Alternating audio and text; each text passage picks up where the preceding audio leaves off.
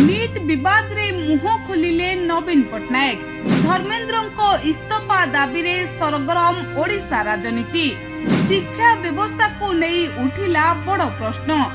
NEET परीक्षा को नहीं बढ़ुथिबा विवाद एबे ओडिशा राजनीति रे झड़ सृष्टि करिछि।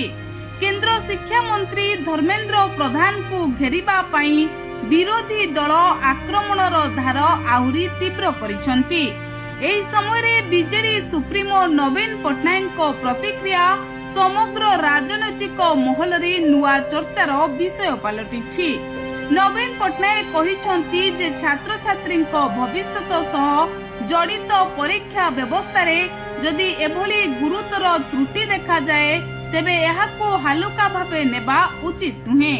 एभली घटना लक्ष लक्ष छात्र छात्री परिश्रम एवं स्वप्न उपरे सीधा सड़क प्रभाव पकाई थाए।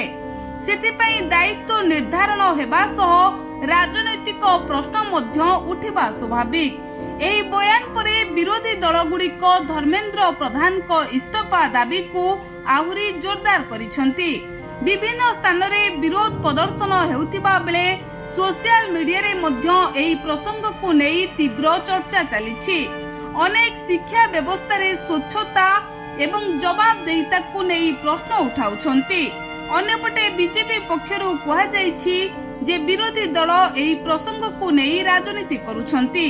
सरकार को पक्षरु कहा जाउछि जे घटनार तदंत चलीछि एवं जेउ माने दोषी सेमानक विरोध रे आईन अनुसार कठोर कार्यानुष्ठान हेबो।